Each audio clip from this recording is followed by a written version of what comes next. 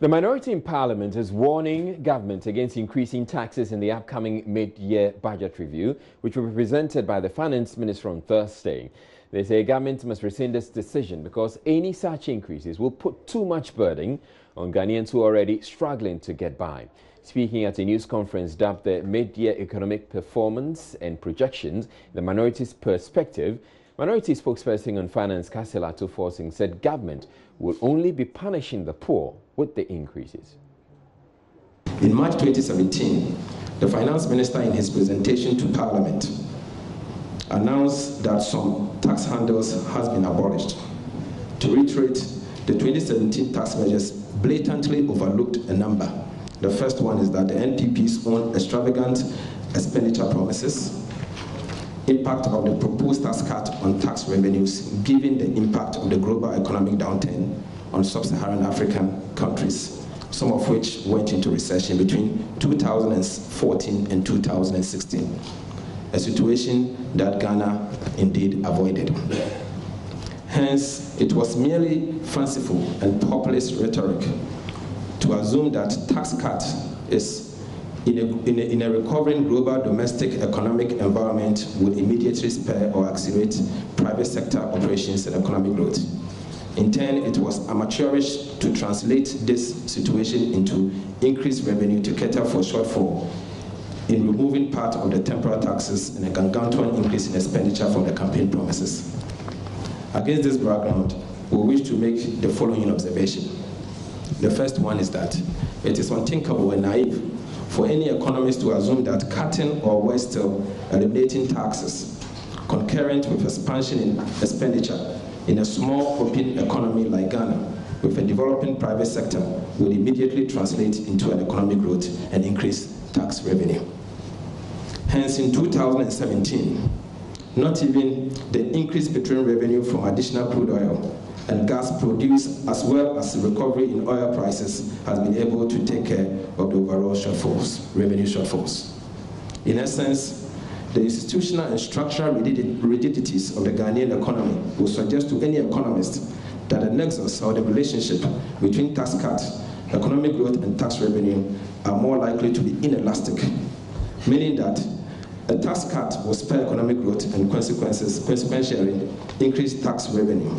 However, the increase in tax revenue will not be enough to offset the loss in tax revenue resulting from tax cut. This is to say, economic growth and tax revenue response to tax cut will be insignificantly small. We have a reaction from government. We have been speaking with the Deputy Minister of Information, Kojo Nkrumah, and we'll bring you that in a bit. But also in Parliament, the minority is accusing government of mismanaging the country's health sector, warning challenges like no bed crisis will continue to persist for a long time because of the mismanagement. Minority spokesperson on health, Joseph Yelechire, says government's refusal to appoint board of directors to government health facilities and lack of investment in health institutions is making it impossible for citizens to get quality health care. The House on Monday approved a €40 million facility for the second phase of the University of Ghana Medical Center project, with the Deputy Health Minister indicating this will pave way for the opening of the center at the end of the month. Mr. Yelechire says the delay shows government is not serious about the health sector. I think that they are engaged in propaganda. Otherwise, why do you get the information minister to now announce something which you refused to do 18 months ago? What is that? Apart from that, they are not serious. Until I talked about this board for Korle Bu, where they're going to inaugurate it. Mental health hospital, mental health. Is there a board? No. Mental health authority, no board. Most of the other places. And I'm saying, if you are serious about health in this country, it is for you to make sure that the lower levels that will help you manage are in place and identify the issues. Look, we are discussing this important, according to the important agreement. Where is the minister? The point I'm making is that the Nana Akufo-Addo's government is not serious about health. And I can assure you that the basic things that they should have been doing and making sure that Ghanaians access health, they are not. And I don't know what this propaganda will do for anybody. It gives you the sense the health situation may deteriorate continually unless we fix the basic problem. I am not saying so. The reality is on the ground because many of these things are preventable. If you now put in place a board in Korle Bu, it means the board will be able to find out from the management how things are. And it should be for all the teaching hospitals. It should be for all the regional hospitals so that there is effective management. They haven't done so. But Deputy Health Minister Agbaje Ijedu disagrees. He says lots of efforts have been rolled out to deal with the congestion problem. He knows that when we talk about lack of beds, he as a health professional and a former health minister knows that it is not about physically putting bed there. Otherwise, we could just mount a tent on the street of Korle Bu and put bed there. There is more to it than just a mere physical bed. People to attend to the patients, equipment to work with, drugs, consumables. It all comes to play. So it's not about physically putting a bed there. And the no bed syndrome, will the problem ever go away? Is this something we need to live with for There is no problem in this world that defies solution. It might take a day or two, but definitely, we are solving it. Okay, and the measures include opening this facility, for example, I guess? Opening this facility, on Friday, we are also commissioning a new A&E center in Korle Bu that has over 70 beds. I mean, we are also putting in place managerial policies and programs to ensure. So we are also coming out with policies that will actually motivate people to go to the nearest facility around where they live or they are at any particular time, so that when it becomes difficult, you can be referred to a tertiary hospital like Korle Bu. Now, while the minority continues to mount pressure on government to back down on its decision to possibly increase taxes and the introduction of new ones, the CEO of the National Health Insurance Authority, Dr. Samuel Ano, is making a strong case for an increase in the VAT component that is given to it from the current 2.5 to 3.5%. That is not all. The NHIA is also pushing for the introduction of a health tax where consumers of alcohol, tobacco and sugar will be made to pay more. Dr. Ano, in an interview joined us, assured the right internal mechanisms are in place to ensure the additional funding will be put to proper use to save the ailing scheme from collapse. So we'll put up other proposals of a health tax where people who smoke, who drink, will have a bit of surcharge on the alcohol, on the tobacco, and on sugar. So that these people will be amenable to certain diseases. This money, again, will be put into the health fund, not into as part of budgetary support, but into the health fund. And this will be used to look after people when they fall sick. We've also spoken about employer-employee 1%, and in the informal sector, also about 8 cedis a month for these all to go into the health fund so that we will be able to adequately look after the population. A lot of people will say, I don't mind paying you 10 cedis a month or 5 cedis a month, but I'm concerned if I cannot guarantee that the money will be used properly. We are saying that let's play open books. Let's organize labor, let civil society get representation onto the boards, onto the finance and investment committee, onto the audit committees. Let's make sure that every penny is accounted for. We have put in 3 measures or 3 foundational pillars to make sure that we use these funds efficiently. We are saying that we are moving away from the manual processing of the claims we receive from service providers, which is subject to a lot of manipulation because it's manually handled, to an electronic processing method, which is the method used internationally most countries. Let us follow the international standard. Secondly, we are saying that let us strengthen what we, for lack of a better word for people to understand, we have called the internal police force of the organization, which will constitute our internal audit, who looks after ourselves, our members, our staff, make sure that we don't also joke with the public funding. Let us strengthen the quality assurance, which looks after the service providers and the members, so that we all don't joke with the public funds. Once we strengthen the internal police force, we also look at the law which equates somebody stealing a cup of water or a banana to somebody who has planned and executed a scheme to defraud the National Health Insurance Levy. We are saying That if you take money, if you defraud the National Insurance Levy, you are killing people, because somebody's life might as well just depend on that money that you are stealing. So we're changing the law to make it compulsory imprisonment if you are convicted. Apart from paying 10 times what you stole, you have to go to jail in addition. Again, this is a standard in a lot of countries, which is something to act as a deterrent. Well, we're taking a break here on Joy News Prime, but still ahead, government has been reacting to the Mauritius claims that it is about to increase taxes in the mid-year review budget to be presented by the Finance Minister on Thursday. Government says the minority is only speculating.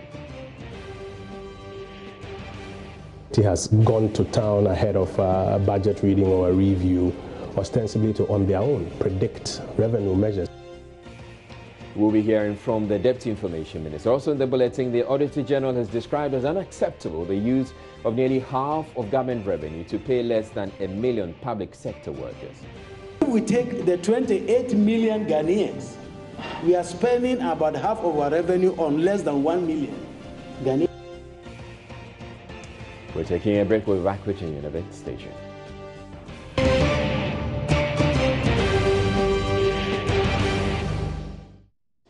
Welcome back to Joy News Prime. Now, Deputy Information Minister Kojo Nkrumah has dismissed claims by the minority of an impending increase in taxes. Though he would not say whether or not new taxes will be introduced or VAT increased, he says the minority has been proving wrong on many occasions. Let's listen to him. It will be very improper for me to tell you what it is before the minister speaks. That will be very unprofessional on my part. But what I can tell you is that this is not the first time that the minority has gone to town ahead of a budget reading or a review, ostensibly to, on their own, predict revenue measures. We recall just before the 2018 budget where they threw out all sorts of revenue measures that they claimed were going to be announced. And right after the budget reading, they literally just disappeared into thin air, only to surface and come up with a new list. I think that we shouldn't jump ahead of ourselves. No, I'm sure it's because of engagements that typically happen before the finance minister will go out with the budget. So probably they're picking up from the engagement with the minister. I don't think so. I don't think so. They categorically state that they've seen an IMF document in which these measures are listed. And when you ask them to provide the document, they can't seem to provide it. They talk about the 5th and 6th review staff report, and that staff report doesn't contain the things that they are talking about. The staff report talks about the fact that the fund encouraged the government of Ghana to look at increasing revenues, among other things, considering how to increase rates, etc., and goes on to say that, and the fund was pleased with the plans that we showed them. And then the minority interprets that to mean some 7 or 8 particular taxes are going to be increased. But like I said, this is not the first time that they've done that. This is the same minority that said, for example, the Eurobond was going to fail, the ESLA bond was going to fail, we're going to miss the deficit targets, and consistently they have not been proven credible on the things they say about the economy. So I really don't think that we should get too excited about what they're saying. So why didn't wouldn't government just come out to stop all the speculation? Government should read the media review before Thursday. Not read, but indicates that we don't have any plans of increasing VAT. On Thursday, the minister will speak. I don't know why we're allowing somebody to whip up. Does government take delight in allowing all the speculation? Why would government take delight in allowing that? When you choose to hold a press conference and throw a frenzy into the marketplace and then you say government should come and deny it, I don't think that is a prudent way by which we can run this economy. We have announced that the minister will be in Parliament on Thursday to read the media review. Indeed, it's a Section 28 requirement of the Public Financial Management Act. I don't see why anybody wants to jump the gun. Can you tell us if VAT is going to go up? I can tell you that government is going to introduce a number of revenue measures that will ensure that we get more into the public kitty without necessarily overburdening the old taxpayer. The whole taxpayer, when you say, is we've had the same taxpayer essentially being overburdened all the time because we're having the formal sector having to pay taxes all the time. Is there a plan in the budget to ensure that we're not just sticking or taxing the formal sector? Indeed, work has already started. This year we are hoping to bring into the tax boat or may I say widen the tax net by about 1 million new taxpayers through a combination of the TIN and then the tax amnesty. Work has already started. We are raking in the numbers on it. We think that it will give us, I think, over 150 million Ghana cedis extra this year alone, because of course you are not bringing in all these 1 million people in January. You stagger it before the year is over, and hopefully in 2019 you can get a lot more from them. So work has already started, but we need to deepen that. We need to ensure that, like I explained this morning on your network, the wide tax to GDP bracket is closed somewhat through some of the revenue measures that we would announce. And those revenue measures, or that gap that needs to be addressed, cuts across direct, indirect, international trade taxes as well. And therefore we need to come to Parliament with a broad basket of measures. And I think that we should just take it easy and wait for the minister on Thursday. Now, the other issue that's come up has to do with the government's performance or ranking on the World Economic Index. It's not too impressive, and we've been advised that we'll have to do something significant about it. To be honest with you, I'm just hearing of it as I walk into your studio, so I haven't had an opportunity to interrogate that particular data, what data sets were used, what comparisons have been made, so I am unable to comment on it. Suffice to say that what I hear is that the index or the report generally says that there should be more efficiency in government spending. I think that's something that we all agree with. We are committed to, we have started work on it. If the report has any ideas on how to deepen that, I'm sure we'll be happy to. Efficiency in government spending would also come, we'll also have to consider, it means government would also have to consider the public sector wage bill, which is huge, which the Auditor General has been talking about, and says that we have to do something about it. What is government's plan as far as the huge public sector wage bill is concerned? Work has started, and including the ministers that we have, 110 of them? Work has started on a public sector reform program. The strategy is out. I think it will just be outlined and implementation will start shortly, aimed at deepening the already existing efforts to making the public sector more efficient, i.e. getting more out of it than we put into it. And I'm hopeful that we'll be able to interrogate that strategy and follow its implementation when it's put out. It's been managed by the Office of the Senior Minister, and I am hopeful that we can all rally behind it. And about the 110 ministers, are we expecting an announcement that they're going to cut the number of ministers we have? The minister will speak to it on Thursday. Will speak to the general. The minister will speak to the issue of the general measures. He will speak to the general measures on Thursday. I've heard people say that the problem is 110 ministers. I think that's an oversimplification of it. I agree that we need a lot more efficiency in government, but as has been explained over and over again, about 60 of these ministers are already members of parliament who don't draw any extra on the public purse. So that in itself is not the challenge. But I agree that we need to ensure that we have efficiency in public expenditure, and that's something the government is. The minority speaks about the fact that if you have too many players on the field, there tends to be a lot of overcrowding, and they tend to fall over each other. This is the same minority that said that we're going to miss the deficit targets of 2017. But they have a point when they say that government is overcrowded. They said the ESLA bond was going to fail. But they have a point. They said the Eurobond was going to fail. This is a minority that has consistently proven that when it comes to matters of the economy, with the greatest of respect to them, they don't have the credibility. I am happy for us to look at the data on the table, examine the hard facts, and prescribe solutions. But I don't think that this back and forth of always throwing some ideas up there, granted, and asking government to defend itself. Let's take the minority away from it. Yeah. If you have 110 ministers, that's quite a bit. But like I've explained to you, if you have 110 ministers and about 60 of them are already members of parliament who don't draw any extra from the public purse, you cannot say that that is the problem. But I agree with you that we need efficiency in government expenditure, and the government is committed to that. They've rolled out a number of things to ensure that even in spite of this 110, we do not overburden the public purse or burden the public purse unduly. If at any point in time there's a change in strategy, I'm sure to be announced to us. But at this stage, that is not the elephant in the room. Well, one of the things that came up in my interview with the Deputy Information Minister Kojo Nkrumah is Ghana's ranking on the World Economic Index. It was released by the economic policy think tank Fraser Institute, which criticized the large size of Ghana's government, warning it has dire implications on taxation. The warning follows media reports that government may introduce new taxes as the finance minister prepares to present the mid-year budget review. In the Institute's latest Economic Freedom Index, Ghana ranked 103 out of 159 globally, which implies that certain policies undertaken do not entirely support the country's economic freedom. There is more in this report. The Economic Freedom of the World Index is a method of scoring and ranking countries based on the degree of economic freedom. It is judged by factors such as size of government, rule of law, property rights, tax and regulations residents of these countries enjoy. In 2016, Ghana was ranked 72 out of 186 countries. However, in the last index, Ghana has dropped 31 points as it is currently ranked 103 out of 159 countries, with countries like Rwanda and Botswana bypassing it.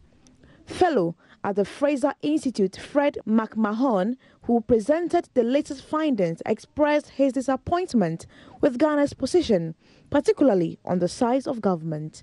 Now, Ghana has done very well in a stable government and in improving democracy. The next challenge is, of course, to improve and gain in economic freedom. Overall, Ghana is 103rd in economic freedom, 55th in size of government, which is very bad for a developing nation because poor nations tend to have smaller governments, and this is the one area where poor nations tend to do well in. For Ghana to come in 55th is a real problem. President of policy think tank Imani Ghana, Franklin Cudjoe, agrees.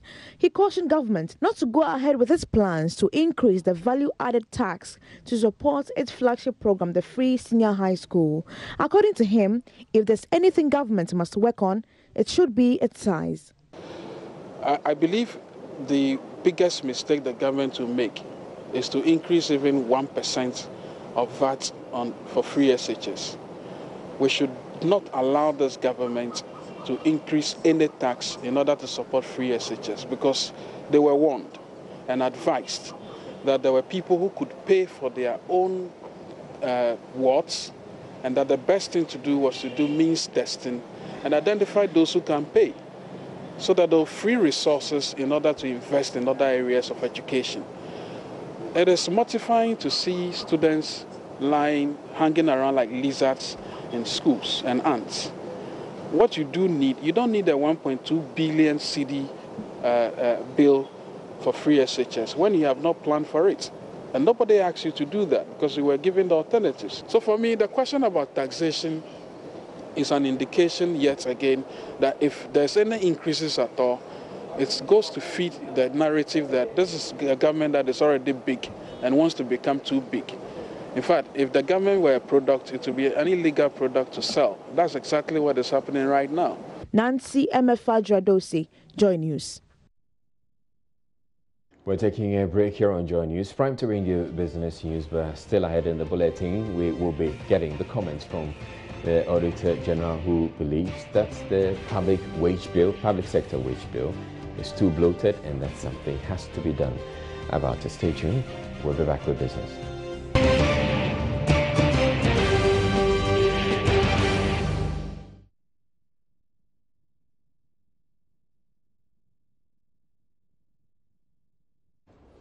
Hello again, good evening to you and welcome to Business. Now, top on the Finance Minister's mid-year budget review presentation is expected to be possible increase in some taxes as well as the introduction of new levies.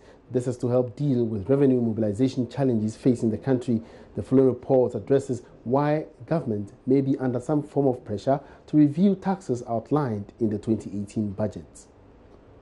Government, according to the 2018 budget, is hoping to raise about 51 billion cedis in revenue and grants. So if all factors remain the same, then government should be doing about 21 billion cedis in revenue mobilized around this time. Also meaning that we are on track to secure the remaining revenue for the next 6 months of the year to hit the projected 51 billion cedis. Fiscal data secured by Joy Business show that as at May ending, government got 17.3 billion cedis in taxes and grants, down by 1.6 billion cedis against what was programmed. Another worrying trend that calls for a change in tax policy is that all the various tax types did not meet its May ending target, with the exception of petroleum receipts. We also understand that looking at this projection, there is a funding gap of about 4 billion cedis, as well as bills for power supplies reaching 1.2 billion cedis, with arrears hitting 3 billion cedis. Mountain bills because of free SHS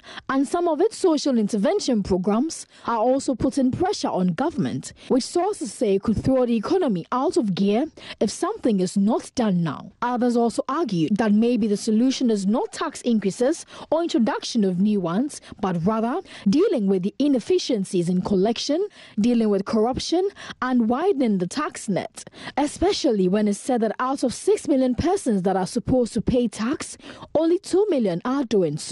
Others are also worried about the impact of VAT increase on prices of goods and services, which could hit inflation. Meanwhile, President of Ghana Union of Traders Association, GUTA, Dr. Joseph Obeng, says the association will not welcome any increases in taxes that will compound the predicament of members and increase the cost of doing business in the country. Reacting to speculations of tax increases in the mid-year budget review, Dr. Obeng advised government to rather cut down on its planned expenditure instead of increasing taxes or introducing new taxes. Charles Aiti caught up with him in Accra and our reports. The private sector is bleeding with so much concerns. They want specific taxes to be reduced. They want the entire review to benefit their lot in the cost of doing business in the country. We put all these concerns to the president of the Ghana Union of Traders Association, Joseph Obeng, who says all that matters is for government in this mid-year review to cut down significantly on taxation. I'm expecting that the tax net is broadened, that those of us that are captured in the tax net are very few, and then tax keep on accumulating on us. We've gotten to a point that we cannot absorb it alone.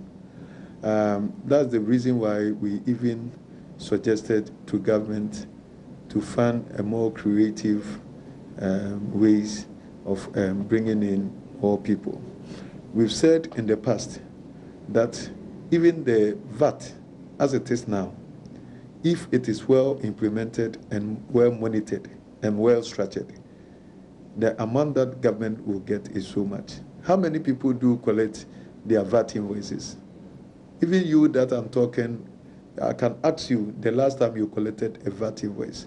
If we are using the VAT for the purposes of national health insurance, for the purposes of free education, then there should be some kind of compulsion in VAT collection. Now, it wasn't all about taxation and whether or not the VAT would have to be increased or maintained. The president of GUTA is saying that the best way to sustain developmental projects in the country and rake in more revenue is for government to rather slash down on costs that are not necessary. He believes that a much more disciplined economic effect is all that matters in the mid-year budget review. We do revision. Budget means income and expenditure. And so when your income is saturated, from what we see, because we're funding all avenues to get our income go up. That's why we are doing this. It means that there's kind of saturation point of the income. So if income is saturated, you can't do anything about income, then you have to come and look through the expenditure, prune it down. Find a way to know the very important things that we have to do. Those that are so challenging to you, like free education and all that, you come to that.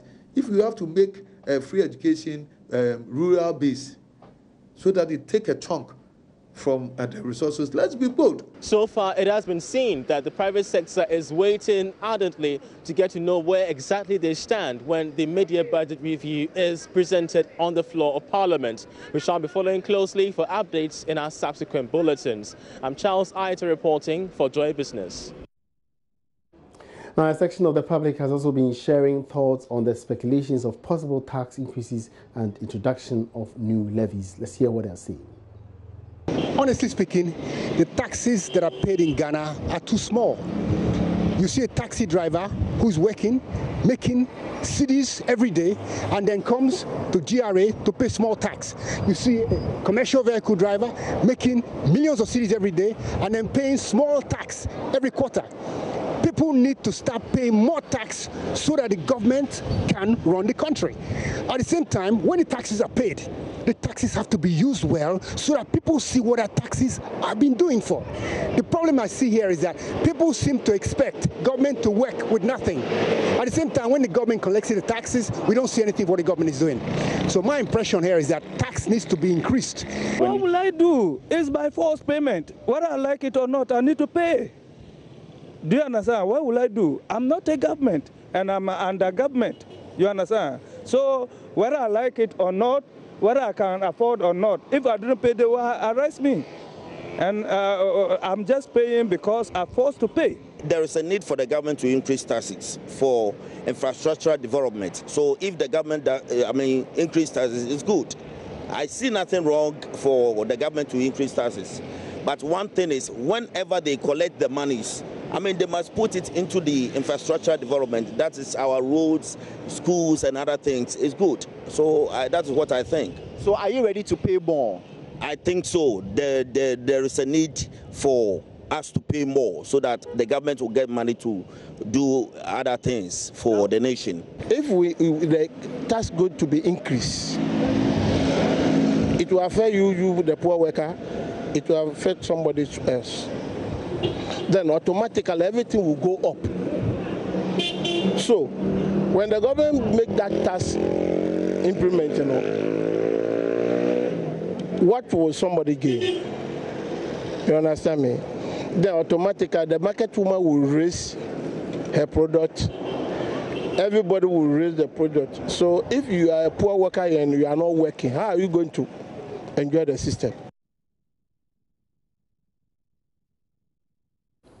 And those were varied opinions of persons, section of public we spoke to about the mid-year budget review. And of course, we'll continue to bring in some more coverage ahead of the presentation on Thursday. That's it for business. My name is Emmanuel Abuaji. Have a good evening. Now, Auditor General Daniel Domlovo has described as unacceptable the expenditure of half of the revenue that accrues to the state on less than 1 million government employees. The situation, he says, does not leave enough to cater for the needs of the remainder of the population, numbering over 27 million. At a meeting with the Audit Service on Monday at Cape Coast in the Central Region, Mr. Domlovo also criticized the retired public servants who are retained as contract staff for contributing to the bloated public sector wage bill and the country's high unemployment. Richard Kojunyako has more. A nationwide crackdown on payroll fraud is set to begin this week and is expected to force all civil servants to justify their employment status. This is part of government radical steps to remove ghost names from the country's payroll. The Auditor General's department is teaming up with a special prosecutor to enforce the measure, which starts in the Central Region from Tuesday. All civil servants in the region will have a 10-day window to produce evidence of their employment, and those who cannot do so subject to prosecution. Meeting staff of the Audit Service and other stakeholders that matter in the special exercise at Elmina in the Central Region, the Auditor General Daniel Domlovo expressed concern about how the payment of government employees consumes almost half of the total revenue generated in the country. People think donor support will develop Ghana. Nobody is coming to build your father's house for you. You have to build your own father's house because everybody has his father's house to build. If we take the 28 million Ghanaians, we are spending about half of our revenue on less than 1 million Ghanaians. What about the others? That's the point we are talking about. Because on the payroll is far less than 1 million. It's about 600 and something thousand. So if we are spending about half of the total revenue on less than 1 million, what about the remaining 27 million Ghanaians? No wonder they are wallowing in so much poverty. And let me say, this is a very serious exercise we want to conduct. It's not like the ones in the past. The ones in the past, they identify them as ghosts, they remove them, then they resurrect. Somebody even had the audacity to say it on radio that I've resurrected 3 times. And say, you will die the 4th time and we'll see. When you die the 4th one, we will see how you resurrect. Because we are going to do a very meticulous exercise, a very professional. We're not targeting anybody. If you are a staff, you are a staff. Nobody can deny you your employment. But if your name is finally identified as a ghost, I'm going to activate my constitutional mandate and Article 187 to disallow your existence. And according to the Constitution, only a high court that can turn away that decision before you can come back on the payroll. Daniel Domilevo says the practice where people who retire are given contracts must not be entertained. He is convinced when such persons are cleared from the payroll, graduates can be employed to reduce the unemployment situation in the country. We shall come out to let Ghanaians know how many people are overage on the payroll. When the curtain falls, it's time to leave the stage. Ghanaians don't know that. They falsify birth certificates so to remain below 60 years. You meet some people who are still active workers and you wonder how many times they will be 60 years.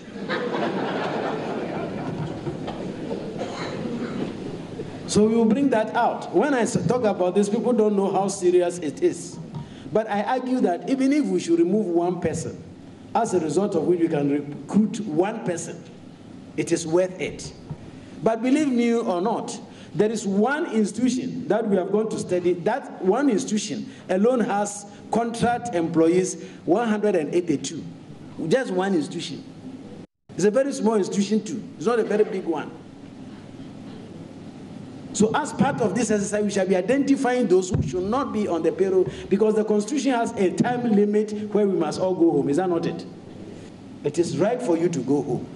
And I say this and I'll say it here again, that I think it is one of the problems this country has. Because people who are on contract and still on the government payroll, Honorable Minister, some of them earn more than twice your salary. Richard Kwejo, Joy News, Cape Coast. The audit during lunch. Thank you.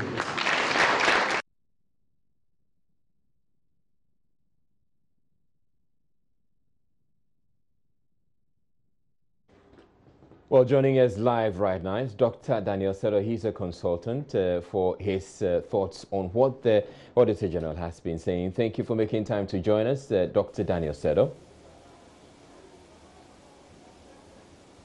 You're welcome. All right, so you've heard a number of things that the Auditor General has been saying. He talks about the fact that the public sector wage bill is bloated, which is something we have already known. But he tries to assign reasons why we're having this. One of them is the fact that we have some public servants who refuse to leave the scene when they're due for retirement. Now, what are your own thoughts about why we have that huge public sector pay packet? Well, our situation is just unfortunate. Ideally, if we're planning ourselves and doing things right, the older people at a certain point should exit, probably even at age 50, set up their own businesses to be able to employ the younger ones. Probably because our succession planning is not good enough, and the way we develop ourselves is also not good enough, and we have the entitlement mentality and the fear factor that we can go out there and do things for ourselves. That is why everybody thinks that it's government that must employ them. And even when they are 60, they still think that government must look after them. It's a canker. It's a thing that permeates our society, and we need to take another look at it. Right. So how do you suggest we tackle this huge public sector wage bill, which the Auditor General clearly says that it's a burden on the state? We need to have a conversation as a people and say, what do we do to create value for our own society? Because these things that we do, that we are talking about, we're doing it against ourselves. It's not another nation or another country. Before we give job to people, we must establish clearly that there's a need to employ that person, not because that person is entitled to employment. And before we assume roles, we must be proud to say we want to work and make a contribution to our society. So it's a mindset thing. And probably this is a time to go down to the lower level of education and inculcate in them the desire to serve Mother Ghana and the desire to earn salary. They should not be entitled to salary. They should be able to earn salary. So it's a conversation that we need to have and tell ourselves, look, we need to work hard and develop this country, that the idea of government looking after everybody will not serve us. And probably we need to engage the politicians also. When they mount the platform, they talk about creating jobs. But hey, where would the job be? The job should be in the private sector. And so we need to develop people in the private sector to create job opportunities for the younger ones. And even as we develop as human beings, we need to improve on our skills to be able to do things on our own and employ more people. So there's a fundamental problem which has to do with the economy, which has to do with our own mindset. And as we work on those things, probably in the future we'll make some strides. Now, one other strand of this conversation, which you alluded to earlier, is productivity. If we're having so many people on government's payroll and they're producing, we shouldn't really, or they're being productive, we shouldn't really have a problem, should we? The truth of the matter is, as a people, we are not wired to be efficient. If you look at us carefully, critically, we are not efficient people. So whether the person is being productive, nobody cares. That is who we are. Again, we need to work on that. We need to understand that time is of the essence, resources of the essence. There's nothing that is in unlimited quantity. And so we need to look after the resources we have, including the human beings. We need to be trained to be efficient. That is our problem. We are not efficient as a people.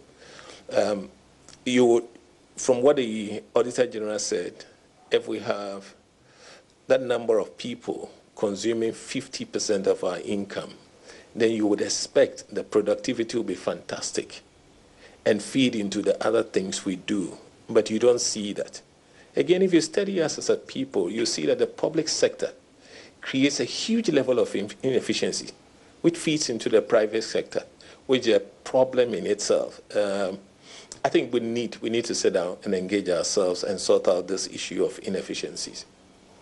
Now, staying with the public sector, one other problem that tends to recur, and you see that happening with several administrations or as new governments take over, is the fact that there are people who are in the public sector who, a lot of the time, tend to be sidelined because the new government that comes in probably wouldn't want to get rid of them or dismiss them from employment, and so they are reassigned to positions where really they don't produce that much. Have we ever as a state considered how much government is losing by doing that? Well, I have not done any calculation on that, but the other side is that government want to deliver on its mandate, and they do not think certain class of people would help them do that. Now, if they move on to bring in new people, one would expect that the results will show and justify that.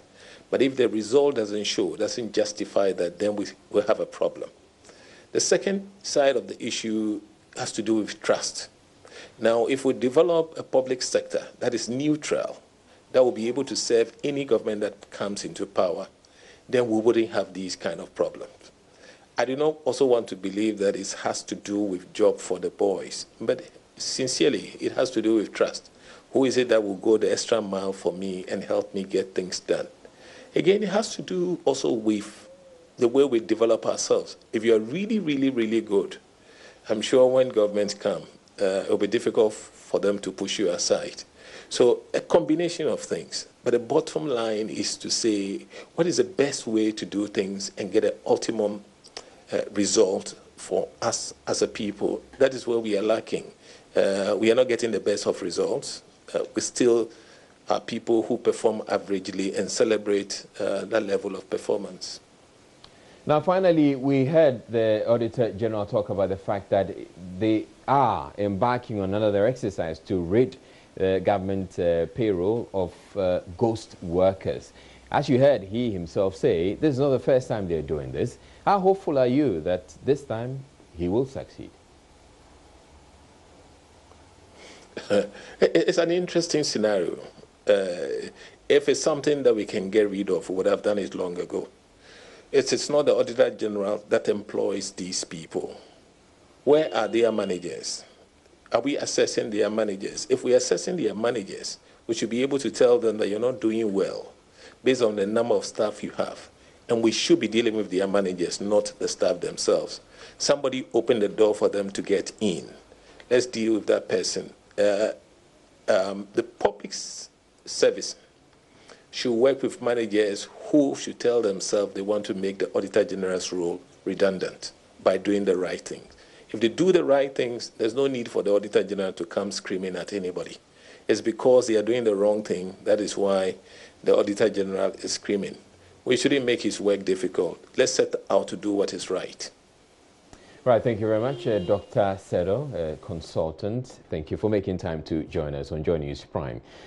In other news, Executive Director of the Cocoa Research Institute of Ghana, Dr. Franklin Manu Amoah, has narrated to an Accra High Court how former Cocoa Board CEO, Dr. Stephen Opuni, impressed upon them to sidestep testing procedures to give approval for fertilizers. Dr. Amoah said the Litrovit fertilizer produced by businessman Seydou Agongo, who is also standing trial, was not applied to matured plants as required, and that the testing period lasted just 6 months, short of the required average of 3 years. Dr. Amoah is the state's first witness in the case in which the former Cocoa Board chief executive is accused of causing financial loss to the state in the award of the contract. Joy News' Joseph Akable was in court and now reports. In a testimony that lasted well over 4 hours, the current executive director of the Cocoa Research Institute of Ghana recounted to the court how they tested and gave approval for Lithovit foliar fertilizer. He said it didn't go through the normal testing period of an average of 3 years. They only tested the product for 6 months on seedlings. They didn't test them on matured plants as they were required. This, he explained, was due to a directive coming from Dr. Stephen Opuni when he was the Cocoa Board CEO. He was asked to tell the court as to when exactly that directive was given. Dr. Amoah informed the court that he had met Dr. Opuni at Cocoa Board soon after he took over, at which meeting he communicated to him the decision that he thinks was a way forward, and that the long period of testing of fertilizers ended up making the cost on the market expensive, as it takes a longer time for such products to be approved and subsequently marketed before being sold in the open market for farmers. Dr. Amoah said the fertilizer was then recommended for use by the committee responsible for testing at the Research Institute. Shortly after receiving a report from the committee, he wrote to the Ghana Cocoa Board on the matter. The Cocoa Research Institute of Ghana's executive director said he noted in his report that the fertilizer is similar to 2 other fertilizers that had been tested over a period of 4 years. The application of these 2 other fertilizers had led to an increase in yield during testing. Cocoa Board, according to Dr. Amoah, then wrote a letter approving the test report, which was forwarded to the CEO of Agricult, Seydou Agongo. The CRIG boss further told the court that shortly after a certificate was issued for the fertilizer, he was informed by a colleague that Dr. Opuni wants him to write a letter to Cocoa Board recommending the purchase of the sufficient quantities of fertilizer for 10,000 hectares. Dr. Amoah said he refused to do this, explaining it was not within his mandate to make such a recommendation to Cocoa Board. Dr. Amoah narrated he was then transferred to Cocoa Board in August 2014 till he retired in 2015. He said he heard nothing about the fertilizer to December 2016 when he was part of the transition team. He said he learned Cocoa Board had procured Lithovit liquid fertilizer. The tested one was a powder, while that which had been procured was already dissolved, leaving it in a liquid form and rendering it impossible to determine whether it had the same nutrient content as the powdery one that was tested or not. He further said the tested product had been labeled as a product from a German-based company called Ziovita GmbH. Dr. Amoah was then cross-examined by lawyer for Dr. Opuni, Samuel Kujo. The first question he put to him was whether he was recalled from retirement and handed a contract when there was a change in administration. Dr. Amoah confirmed that as being the case. A hearing of the case continues on July 23, where the cross-examination continues. Reporting for Joy News from the Law Court Complex, my name is Joseph Akable.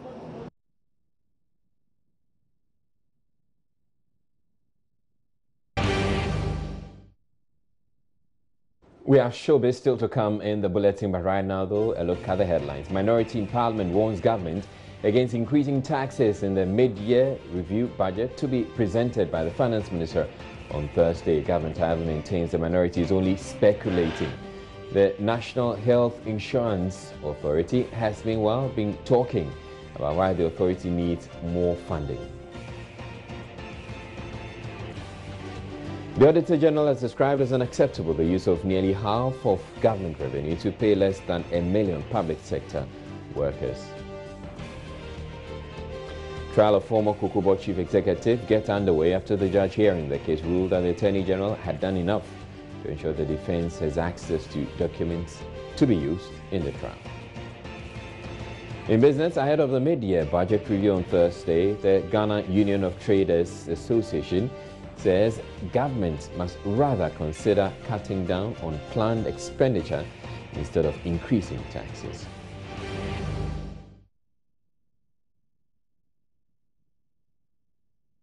Now, youth of the Asogli State in the Volta region have implored the National House of Chiefs to invoke the constitutional provisions on Freddie Blay for making unsavory comments against the Agogo Mafia of the Asogli State, Togbe Afede, the 14th. The youth leader Simon Kofi Ohene said the national chairman of the New Patriotic Party's palm wine comment is tantamount to an offence and liable to conviction under the Chieftaincy Act. He was speaking at a news conference at Ho in the Volta region. The Agbogbo Mafia of the Asogli State, Togbe Afede the 14th, who is also president of the National House of Chiefs, commented on the purchase of 275 buses for the New Patriotic Party ahead of the delegate conference last week by Mr. Freddie Blay. He expressed hope that the issue will attract the attention of the special prosecutor. The national chairman of the NPP, Freddie Blay, in an interview with Joy News Kojo Yankson, was displeased with the comments. I find it a poverty of thought of some individuals. If for propaganda purposes people want to do that, ignore that. My only worry is that individual like Togbe Afede has come in, mentioned it. Former President John has even descended, but from a different angle. You saw his tweet? Togbe Afede says what? He says perception of corruption and vote buying. I'm disturbed. I find it that maybe he doesn't understand what he's talking about. In his position as president of the House of Chiefs in this country, maybe from nowhere he's also risen to become president, or he has become a big businessman in this country. Maybe he has never asked for loans. He got the money all from selling palm wine to get to there. Maybe I'm also sweeping the street and I've had that ideas. Why not? Or he prefers only to be the only person. We should do that. But the youth in the Asogli State say Mr. Blay's comments are unpleasing and offensive against their chief and appeal to the National House of Chiefs to invoke the constitutional provisions. Simon Kofi Ohene is the leader of the Asogli youth. The Asogli youth view Mr. Blay's response as not only derogatory but disrespectful and insulting. We shudder to believe that Mr. Blay implied that the overlord of the Asogli State and president of the National House of Chiefs was drunk on palm wine and was not in his right frame of mind as he made the remarks on the issue bordering on corruption perception. We therefore call on the National House of Chiefs to invoke this constitutional provision in this regard to give meaning to the mantra of rule of law. He also asked Mr. Blay to render an unqualified apology to the Asogli State Council and the National House of Chiefs or face their wrath. It is littering the community but forgets that it is soiling its own tail. Since the NPP chairman remains adamant on several calls on him to render an unqualified apology to both the Asogli State Council and the National House of Chiefs, the youth of the Asogli State wish to remind him to do the honorable thing so as not to incur the wrath of the youth. The news conference follows an earlier call by the National House of Chiefs on Mr. Blay to render an unqualified apology to the House for insulting Togbi Afede. Fred Kwame Asare, Joy News. Oh yeah, okay. So it turns out that Harmonious Chorale, they performed just like France is welcoming the team from Russia. They won the waltz. We're also welcoming. So let's go over to the group. Harmonious Chorale Group are back home. It was a 52-member team that led. They have won the world best choir, and they arrived. So the mood here is that of jubilation. You can't even, get anyone to speak to, because their members who were left home here joined them at this arrival hall of the international airport, and they are jubilating with them. So it's difficult, but let's try and see if we can speak to Reverend Dr. Joyce Aye, who is a patron of the Harmonious Chorale Group. Hello, madam. Congratulations to you and your team. Yes. And I see that they are all excited. They are very excited. And I'm sure you're excited yourself. Doubly excited. Because it's the first time I hear that this is being hosted in Africa, and we have gone as Ghanaians. Yes, and we represented Ghana and brought 4 awards home. Yes. In fact, we were crowned the champion of champions for the 20 years. Wow. So it's wonderful. And I hear there are other 4 people who took part in the final. Yes. Champion of champions. Yes. Wow. And so let's speak to some members, because I wonder who we can speak to now. They are so excited that they are back home. But let's see. Hello, welcome back home. Congratulations to you and your team. Very much. Thank you very much. I want to share the experience with us, having about 60 countries, 300 different choirs join you. It's an awesome experience. This is our first time, and we never thought we could come home with so many medals. I mean, in all the categories we participated in, we won gold. And one of them, we actually won the overall in the Open Championship. And then the championship competition in the open repertoire category, we actually were winners. We were crowned the world champions.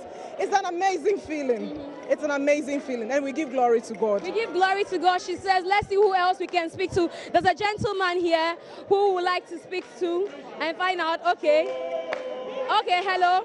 You want to share the excitement with us on camera. I'm sure that when you were leaving the shores of Ghana, you never thought that this was achievable. Yeah. We thank God so much for how far He's brought us. It's not been easy. The journey has not been easy, but by the grace of God, we are here and we are victorious. We give all the glory to God. And want to say a big thank you to all our sponsors and our fans. We thank you so much. Thank you so much. And I'm sure that when you saw 60 different groupings, 60 different countries at that South Africa gathering, you thought that, Ghana won't go anywhere. In fact, we thought we won't win. But by the grace of God, we thank God we won. It hasn't been easy. It has been consistent practicing every day. We won't sleep, going through the cold and all that. We thank God for how far He has brought us. And I'm so happy. Okay, so they're excited. Okay, so you are getting all the accolades, and so I hear he's the director of the choir, and you took this 52-member team to South Africa. Now, we've been asking of the experiences, and for you as a director, a bigger burden laid on your shoulder. You want to tell me, how you felt about this journey? Thank you. This has been a very wonderful experience for us as a choir. We went to just partake and also see how things are done in the international community, but we came back with 4 gold. And this is a dream come true for us, and we are very happy. You're very happy. So what's the way forward? What does these achievements mean, and what is it going to lead you to? You see, Harmonious Chorale has been working just at the background. A lot of people know us, some people don't know us, but we've been working for 10 good years. So this is a dream come true, and I assure you that the future is for us. We are going to make Ghana and Africa very proud in the future. Now, for somebody who is wondering how you get all these members, because there are some members down here who are waiting for you, and I hear that it's interdenominational. Now, how do you get your members, and where do you practice and all that? Harmonious Chorale is a very serious organization, and we don't play with our training, and we do a lot of auditions for members. And we stage at least about 3 concerts in a year. So we have been a choir on the move, very serious. And we are looking forward to having you at this year's Adum Praise, and I'm sure that you are ready for us. Don't worry, we are ever ready. We are not worried at all. Congratulations to you and your team once more. And they say we didn't go for the World Cup, so this is our World Cup. Thank you for bringing us some glory. And let's see who else in the team we can talk to. The place is crowded. Madam Joyce Aye is attending to some other teams, and it's difficult. Right, so there was Miss G there with the Harmonious Chorale. And if you're not too familiar with Harmonious Chorale, just listen to this song, which we're going to end the bulletin with, and that should tell you that they're a really, really, really popular group. And we say congratulations to them from the Joy News team. Yeah, but that's it for the bulletin. We'll leave you with one of the most popular songs of Harmonious Chorale, Oh Yeah. Baby, my baby, say yes, you know. Oh yeah, oh yeah, oh yeah, oh yeah, oh yeah. As a baby, my oh yo, as a baby, my baby, say yes, you know. Oh yeah, oh yeah, oh yeah, oh yeah, oh yeah.